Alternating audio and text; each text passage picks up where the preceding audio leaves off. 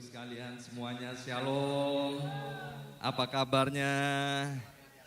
Sudah 2 tahun ya, baru ketemu lagi, rasanya gimana gitu ya. Terima kasih Bu Shirley, terima kasih Pak Lukas, juga terima kasih para leader yang kembali memberikan kesempatan sehingga saya boleh berada di BMC Philadelphia. Ya, terima kasih. Bapak Ibu sekalian, Alkitab berkata begini, kalau kita hidup, itu adalah hidup untuk Kristus. Amin. Jadi biarlah kalau kita hari ini, Bapak Ibu sekalian masih Tuhan izinkan di tengah-tengah badai COVID-19 yang kita nggak tahu apa dibalik semuanya itu, kita masih boleh duduk di tempat ini, kita harus ingat, semuanya untuk Kristus. Amin. 2 tahun yang lalu, ya terima kasih untuk doa daripada Ibu Shirley dan jemaat di tempat ini, tepatnya tanggal 20 Maret tahun 2020, saya termasuk gelombang pertama di New York yang terserang COVID-19 dan cukup parah ya, sementara banyak hamba-hamba Tuhan yang sudah dipanggil pulang ke rumah Bapa di sorga, dan hari itu saya juga mempersiapkan diri untuk berangkat ke rumah Bapak ya. Dan kemudian istri saya nggak mau kalau saya berangkat sendirian, maka di tengah-tengah sakit saya dia selalu cium saya supaya ketularan katanya ya, supaya berangkat sama-sama. Tapi doa daripada Bu Shirley, Pak Lukas luar biasa ya. Tugasnya belum selesai supaya hari ini boleh bersama-sama dengan Bapak Ibu yang ada di Philadelphia. Amin. Demikian juga buat Bapak Ibu yang ada di tempat ini, bukan karena Bapak Ibu itu hebat, makanya ada di tempat ini, tapi semua karena anugerah Tuhan. Amin. Nah, baik Bapak Ibu sekalian, tema kita tahun ini adalah The Year of Anointing. Saya harap Bapak Ibu sekalian benar-benar memikirkan, merenungkan apa yang sudah disampaikan oleh gembala senior kita. Ya, saya begitu mendapat tema ini tahun lalu, Pak Lukas sudah sampaikan, saya renung-renungkan dan kemudian wow, luar biasa. Tahun ini Tuhan mau membawa kepada setiap kita kemenangan yang gilang gemilang. Apa itu kemenangan yang gilang gemilang? Kemenangan yang gilang gemilang adalah kemenangan yang indah, kemenangan yang besar. Amin. Nah, baik Bapak Ibu sekalian, kita akan baca terlebih dahulu ayat emas kita untuk bulan Februari ini. Pak Lukas memberikan dari Efesus pasal 5 ayat yang ke-18 ya, Spirit filled, yaitu dipenuhi dengan Roh Kudus. Efesus pasal 5 ayat yang ke-18, dan janganlah kamu mabuk oleh anggur, karena anggur menimbulkan hawa nafsu, tetapi hendaklah kamu penuh dengan roh. Perhatikan ada 2 kata lah, yaitu dari janganlah dan kemudian hendaklah. Kalau ada kata lah itu artinya perintah. Bersama saya ucapkan perintah, 2, 3, perintah. Kalau Tuhan yang memberikan perintah, itu bukan soal bisa atau tidak bisa, bukan soal mampu atau tidak mampu, tapi soal mau atau tidak mau, soal taat atau tidak taat. Alkitab dengan jelas berkata bahwa kita dilarang keras mabuk oleh anggur. Alkitab berkata hendaklah kita semua penuh dengan roh. Sekali lagi, ini bukan soal bisa atau tidak bisa, bukan soal mampu atau tidak mampu, tapi soal keputusan kita mau atau tidak mau dipenuhi dengan Roh Kudus. Setuju katakan? Iya. Minggu lalu Pak Lukas sampaikan, saya akan ulangi sedikit, ya, bahwa kita ini dilarang keras untuk menjadi kosong. Tetapi hidup kita harus dipenuhi dengan Roh Kudus setiap saat. Apa pentingnya kita ini dipenuhi dengan Roh Kudus setiap saat? Beliau sampaikan ada 3 hal. Yang pertama yaitu untuk menolong kita mengerti kehendak Tuhan. Yang setuju bersama katakan. Yang kedua yaitu untuk menyelamatkan kita dari kejatuhan. Ada berapa banyak anak-anak Tuhan yang hidupnya jatuh Karena apa? Dia mengizinkan dirinya kosong, tidak dipenuhi dengan Roh Kudus.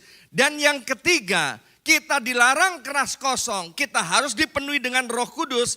Untuk apa? Untuk memampukan kita menjadi kesaksian yang baik bagi banyak orang. Sehingga orang yang tidak bisa melihat Kristus, mereka melihat diri kita, mereka dapat melihat Kristus. Setuju katakan? Nah, hari ini saya beri judul renungan saya yaitu anak terang, diambil juga dari Efesus pasal 5 ayat yang ke-18. Karena Rasul Paulus di dalam Efesus pasal yang kelima ini memberikan judulnya yaitu hidup sebagai anak terang, ya.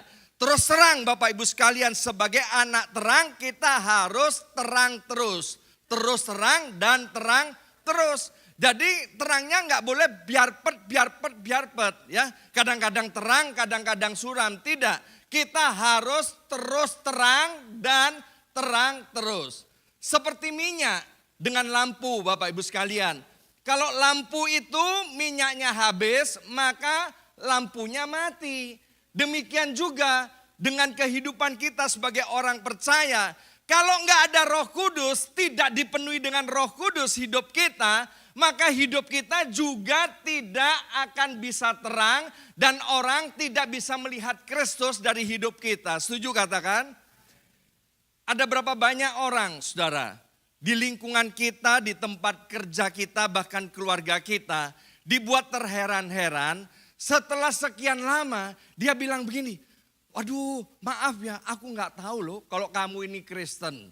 Wow, memalukan. Bersama saya katakan, memalukan, saudara. Semua orang harus tahu bahwa kita orang Kristen. Semua orang harus tahu bahwa kita adalah anak terang. Semua orang harus tahu bahwa kita adalah anak-anak Allah. Yesus sendiri berkata, akulah terang dunia. Di saat yang sama Yesus berkata, kamulah terang dunia. Mengapa kita disebut terang dunia? Karena Bapaknya terang dunia. Amin. Kita disebut anak kegelapan kalau Bapak kita kegelapan. Amin. Saya percaya lihat dari wajah daripada Bapak Ibu semua, kita semua adalah anak-anak terang. Haleluya, beri tepuk tangan untuk kemuliaan nama Tuhan. Bapak Ibu sekalian, Selasa kemarin tanggal 8 Februari ya di kota Bavaria di Jerman, ada seorang pengemudi mengemudikan mobilnya ya. Dan kemudian mobilnya ini nabrak 30 mobil, saudara. Ya, menabrak 30 mobil, kemudian orang ini ditangkap oleh polisi. Ada beberapa korban ya, dan kemudian kerugian jiwa maupun korban materi yang cukup besar.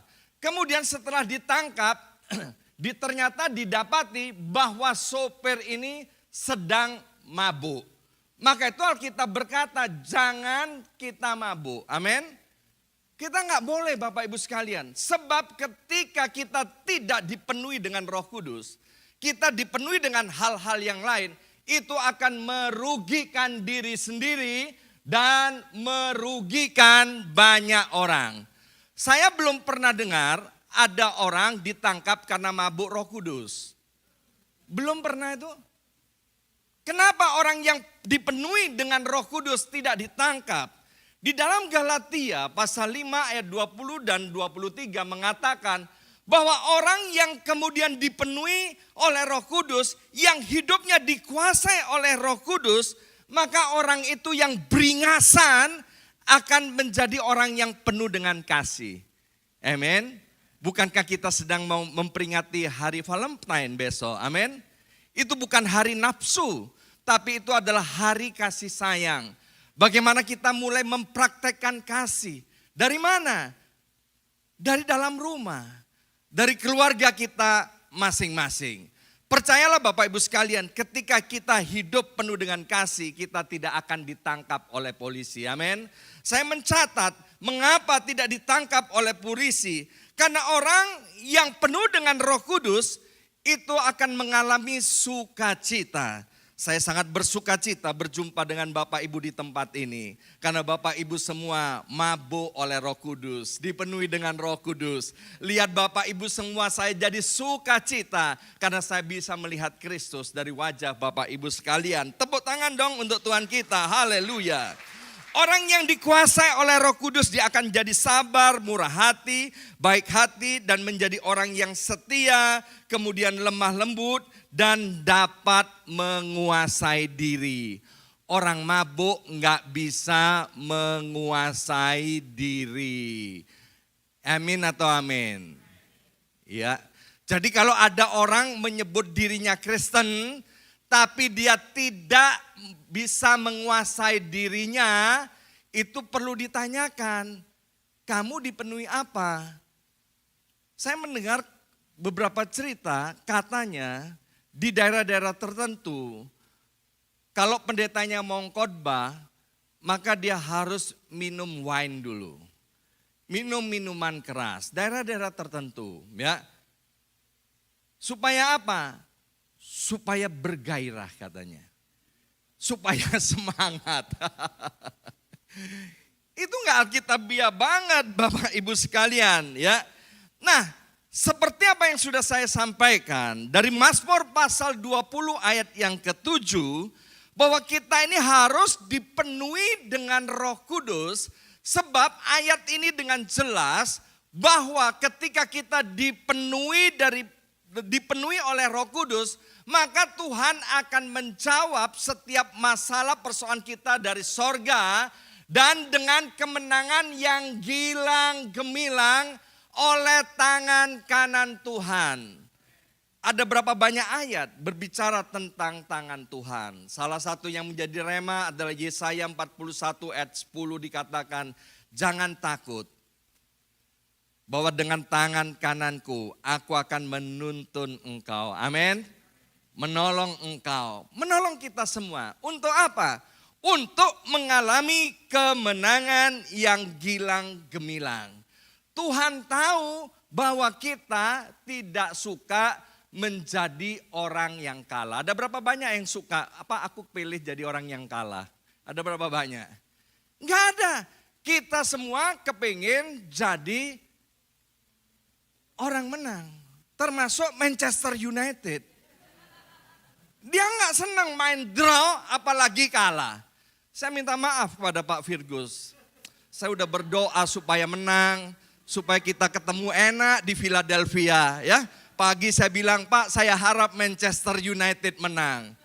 Saya kirimkan pernah Manchester United menang 9-0. Menang 9-0 itu adalah kemenangan yang gilang gemilang. Tuhan mau membawa kita bukan kepada kemenangan yang pas-pasan, tapi kepada kemenangan yang gilang gemilang. Beberapa pemain sepak bola dari klub Inggris, ya, ada satu klub namanya Burnley. Mungkin Bapak Ibu nggak tahu klub itu. Itu sekarang peringkat 20 di Liga Inggris. Dia sudah main hampir 21 kali, tapi cuman menang 1 kali. Kasihan deh. Waktu di interview, ya kan, pemainnya, pelatihnya, ya kan, mereka nggak senang itu sebagai kalah, orang yang kalah, tim yang kalah. Mereka bermain untuk menang. Penontonnya, supporternya, puluhan ribu datang ke stadion.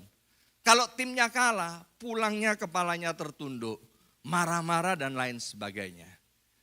Kita ini terbuat dari jutaan benih sperma, yang kemudian hanya satu sperma, benih sperma yang unggul, pemenang, yang dapat membuai benih telur yang unggul.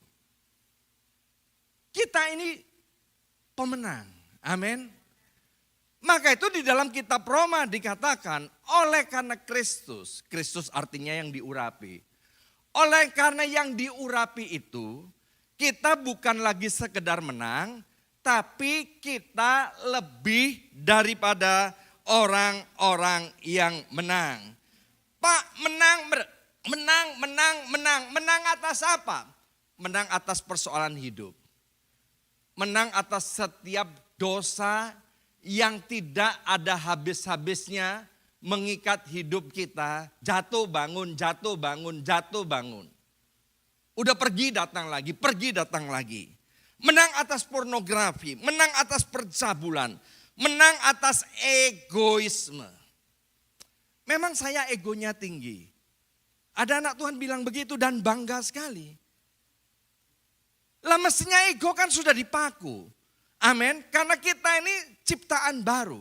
Kalau ada orang yang bilang memang aku egonya masih tinggi. Jangan-jangan perlu dipertanyakan baptisannya model apa.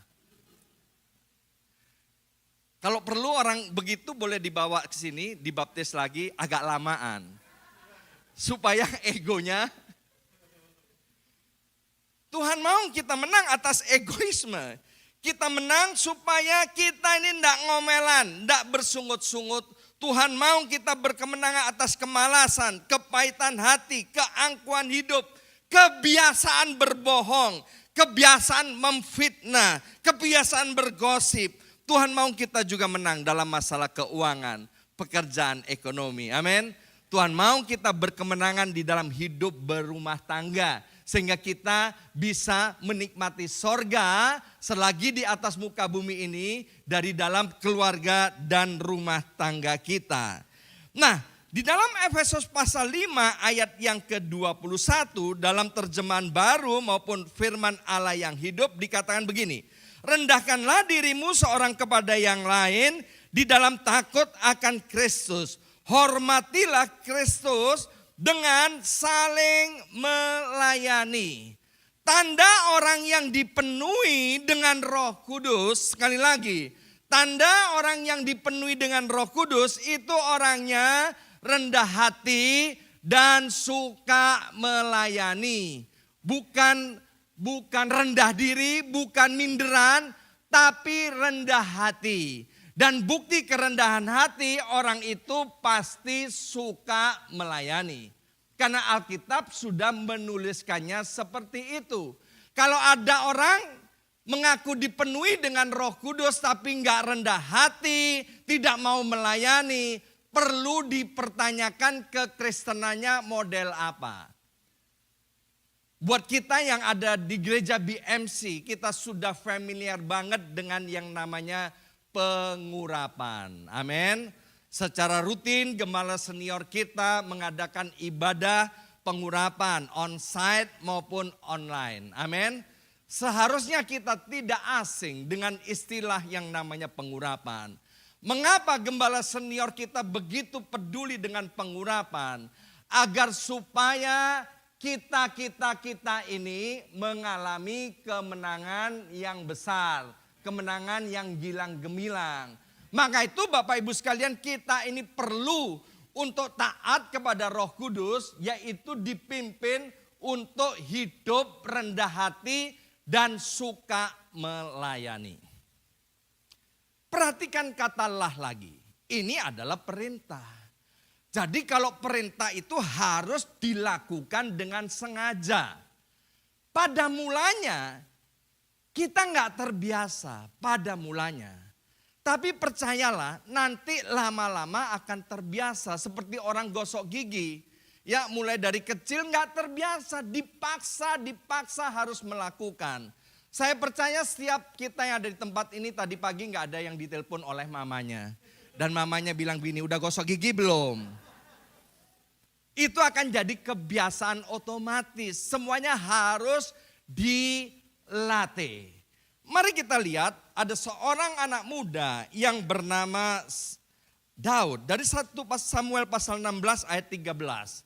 Dikatakan begini, Samuel mengambil tabung tanduk yang berisi minyak itu dan mengurapi Daud, bersama saya ucapkan mengurapi Daud, 23, mengurapi Daud di tengah-tengah saudara-saudaranya. Sejak hari itu dan seterusnya berkuasalah Roh Tuhan atas Daud. Lalu berangkatlah Samuel menuju Rama. Apalagi setiap bulan kita ada ibadah pengurapan. Jadi Roh Kudus itu sudah berkuasa atas hidup kita. Tinggal kita mau meresponi atau tidak Roh Kudus yang tinggal di dalam kita. Saya percaya Pak Lukas sudah ajarkan ketika kita tidak menghormati, ketika kita mencuekin yang namanya Roh Kudus, ya dia akan pergi. Amen. Seperti seorang datang bertamu ke rumah Bapak Ibu sekalian dan kemudian Bapak Ibu cuekin, ya tamunya itu cepat-cepat pulang Bapak Ibu sekalian. Nah kita lihat bagaimana Daud setelah diurapi, maka dia dikuasai oleh Roh Kudus dan ayat yang ke-17 dikatakan, Isai berkata kepada Daud anaknya, Daud ambillah untuk kakak-kakakmu bertik gandum ini seeva dan roti yang 10 ini. Bawalah cepat-cepat ke perkemahan kepada kakak-kakakmu. Ayat yang ke-20. Lalu Daud bangun pagi-pagi ditinggalkannya kambing dombanya pada seorang penjaga. Lalu mengangkat muatan dan pergi seperti yang diperintahkan Isai kepadanya. Sampailah ia ke perkemahan ketika tentara keluar untuk mengatur barisannya dan mengangkat sorak perang. Daud tidak bilang begini, Papa, aku ini bukan aku yang kemarin. Kan kamu udah tahu Papa, aku adalah the next king. Aku adalah raja yang akan datang untuk Israel ini. Kenapa Papa suruh aku untuk hal-hal yang remeh-temeh begini? Tapi Daud tidak lakukan itu. Dia bilang siap Papa. Amin. Orang yang dikuasai oleh Roh Kudus rendah hati. Amin.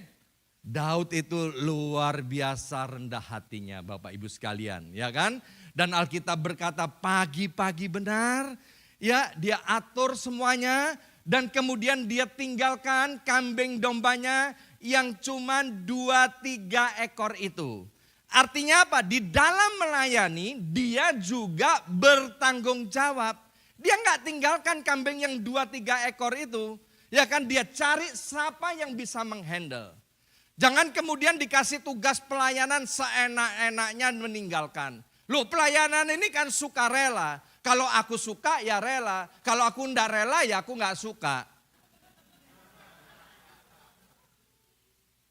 Aku mau pelayanan, aku nggak mau pelayanan. Emangnya lu mau apa? Emangnya gereja cuman di sini aja?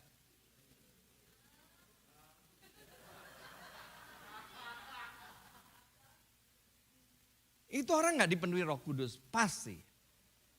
Saya bukan menghakimi, tapi tanda-tanda ini bisa dilihat melalui kebenaran firman Tuhan. Amin. Daud bukan dari keluarga kaya. Dia dari keluarga miskin. Sebab pada zaman itu orang biasanya bisnisnya selain pertanian juga peternakan. Kalau kambing domba cuma 2-3 ekor itu enggak kaya Bapak Ibu sekalian. Di Indonesia ada pengusaha angkot, punya angkot cuma 2-3 angkot yang enggak kaya. Ada pengusaha bus punya bus sampai 5.000, 6.000 bus itu namanya pengusaha besar, pengusaha kaya. Daud enggak bilang gini, Papa, udah miskin gaya lagi. Nyuruh-nyuruh lagi. Berapa banyak orang bisa menghormati orang tuanya? Karena orang tuanya kaya. Mertuanya kaya. Halo, kongsi facai Papa, Mama, mertua. Karena kaya. Kalau orang tuanya enggak kaya, pura-pura lupa punya orang tua. Daud enggak seperti itu. Maka itu kita tahu mengapa dia menjadi raja terhebat, raja terbesar atas Israel dan namanya dikenang sampai hari ini bahkan sampai selama-lamanya. Karena kerendahan hatinya dan Daud suka melayani. Melayani dengan gembira dan sukacita Bapak Ibu sekalian. Nah Bapak Ibu yang dikasihi oleh Tuhan, ketika Daud sampai kepada perkemahan, maka dia berjumpa dengan kakak-kakaknya. Dan kalau kita baca dari Samuel pasal 17, saudara, 1 Samuel 17, kakak-kakaknya begitu sengit, saudara. Ya, dia berkata, kamu dasar kamu, orang malas, dasar kamu ini jahat dan lain sebagainya. Tapi lihat reaksi daripada orang yang diurapi Tuhan, yang dipenuhi dengan Roh Kudus. Daud nggak marah, nggak tersinggung Bapak Ibu sekalian. Saya dengar banyak anak-anak Tuhan yang gampang tersinggung. Ya kan? Loh kita ini Bapak Ibu sekalian nggak bisa jaga mulutnya orang. Kita nggak bisa jaga aksinya orang. Yang kita bisa jaga dan harus jaga, Alkitab udah jelas berkata, jagalah hatimu. Amin. Bukan jaga hatinya orang lain, no.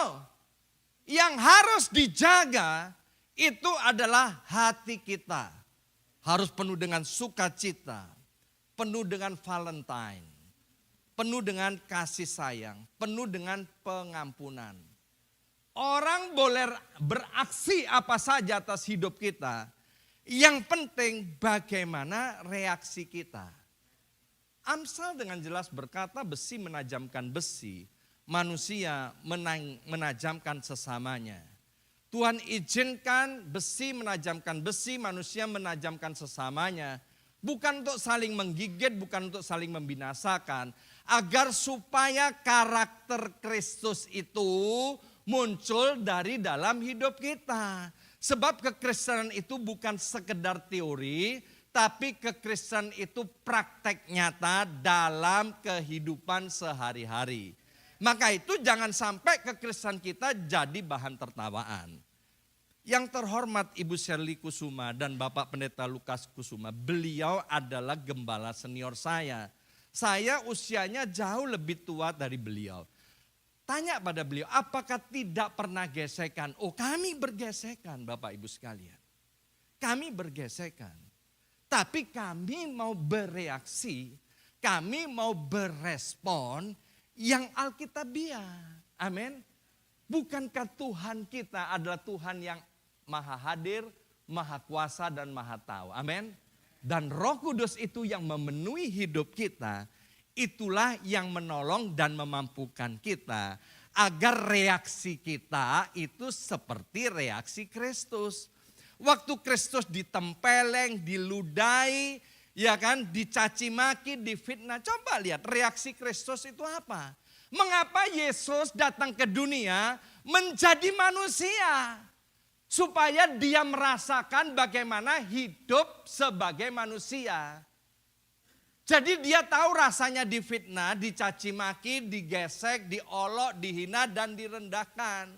Seharusnya kita sebagai anak-anak terang juga mengkopi.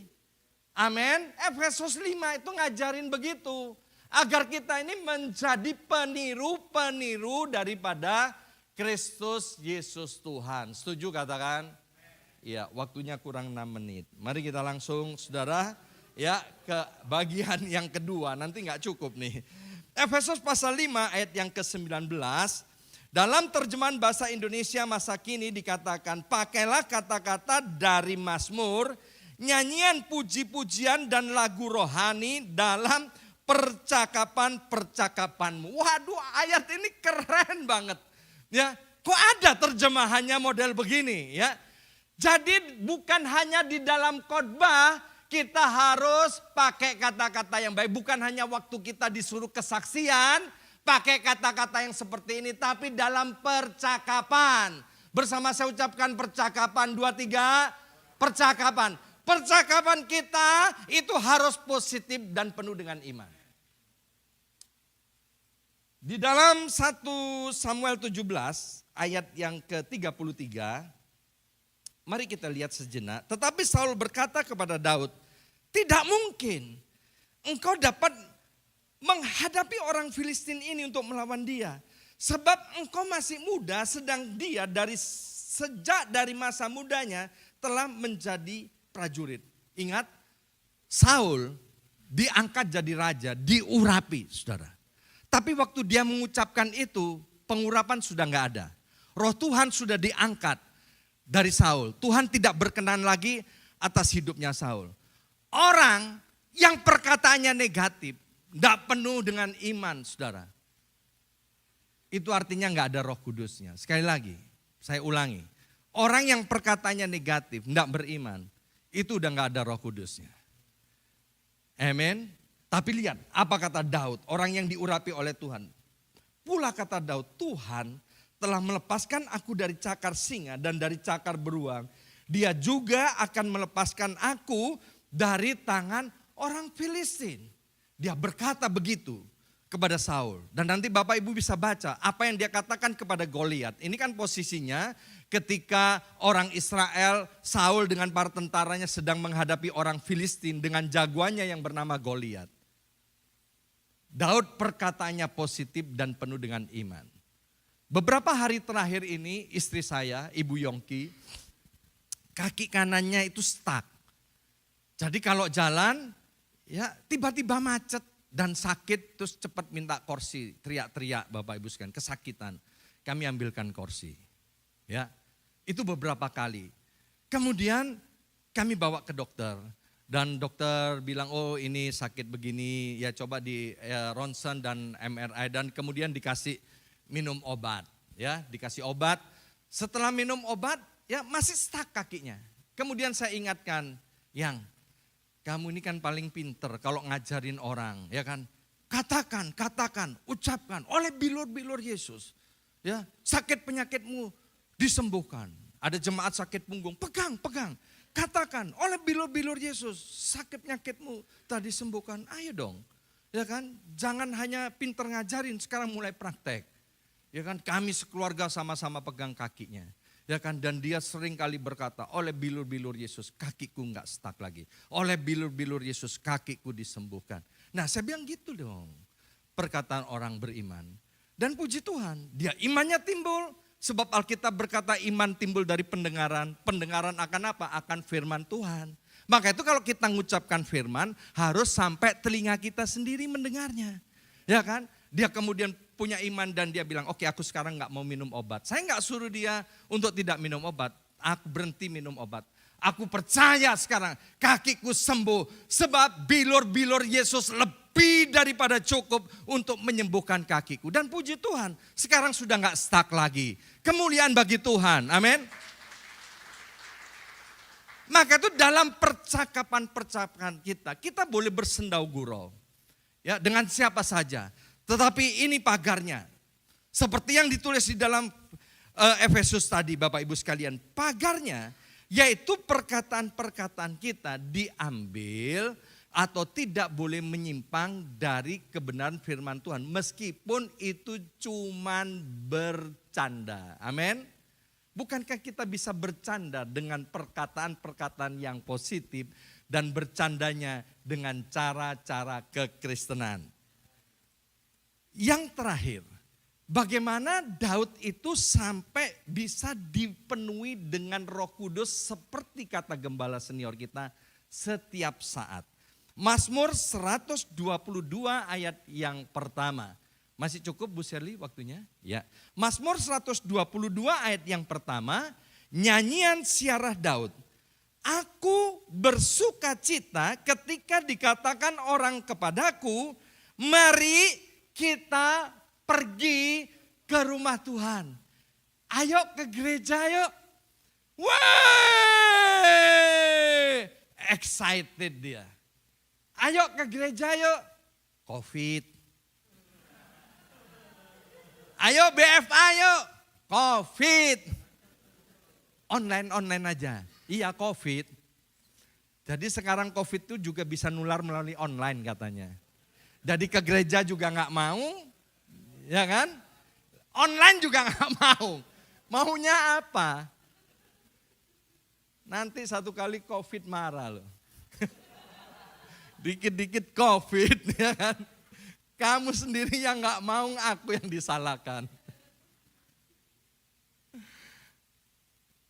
Bapak Ibu jangan coba-coba bilang sama ikan, ayo berenang yuk. Ikan itu bilang gini, hore, excited aku. Kalau ikan diajak terbang, dia stres. Sama burung, jangan bilang gini, ayo burung kita terbang, hore, dia akan begitu. Jangan ajak burung menyelam, amin. Anak Tuhan habitatnya di dalam hadirat Tuhan. Ayo Ayo ke gereja. Wah, ini yang aku tunggu-tunggu. Ada jemputan, tidak ada jemputan, ada salju, tidak ada salju, ada COVID, tidak ada COVID, aku bersuka cita. Amin. Itu harusnya yang dilakukan oleh anak Tuhan. Daud, dia beribadah bukan hanya kalau kepepet, bukan kalau ada masalah, enggak. Bacalah Mazmur, Bapak Ibu sekalian, pagi-pagi dia bangun beribadah, berdoa, menyembah Tuhan. Siang hari di Mazmur ditulis dia datang ke hadirat Tuhan. Malam hari dia datang ke hadirat Tuhan. Mazmur itu buktinya Bapak Ibu sekalian. Maka itu Daud pernah waktu kepleset, dia bangkit kembali. Amin. Saya seringkali katakan pemenang bukan orang yang tidak pernah gagal. Tapi dia berani bangkit daripada kegagalan. Saya undang pemain musik maju ke depan. Inilah yang saya mau sampaikan pada hari ini. Tentang apa yang Tuhan mau kita kerjakan selama bulan Februari dan juga hari-hari ke depan. Hidup sebagai anak terang. Agar mengalami kemenangan yang gilang gemilang, mau tidak mau. Kita harus dipenuhi oleh Roh Kudus setiap saat. Supaya selalu penuh dengan Roh Kudus, mari tirulah Daud. Tirulah jemaat mula-mula, ya kan? Jemaat mula-mula sedikit-sedikit berdoa, sedikit-sedikit komsel, sedikit-sedikit BFA, sedikit-sedikit persekutuan, sedikit-sedikit memuji Tuhan. Supaya selalu penuh Roh Kudus, rajinlah berdoa, rajin beribadah, melayani Tuhan dan taat kepada firman Tuhan. Daud taat kepada firman Tuhan secara total, gak dipilih-pilih. Yesus bilang yang satu harus dilakukan, yang lainnya tidak boleh diabaikan. Memberi persembahan persepuluhan itu wajib, mengembalikan persembahan sulung itu wajib, tapi mengampuni, mengasihi, melupakan kesalahan orang juga wajib. Amin. Itu namanya mentaati firman Tuhan. Ketaatan yang 95% itu artinya sama dengan ketidaktaatan. Amin. Bukti orang yang dipenuhi dengan Roh Kudus adalah rendah hati dan suka melayani serta perkataannya positif dan beriman. Yang diberkati Tuhan, beri tepuk tangan untuk kemuliaan nama Tuhan. Haleluya.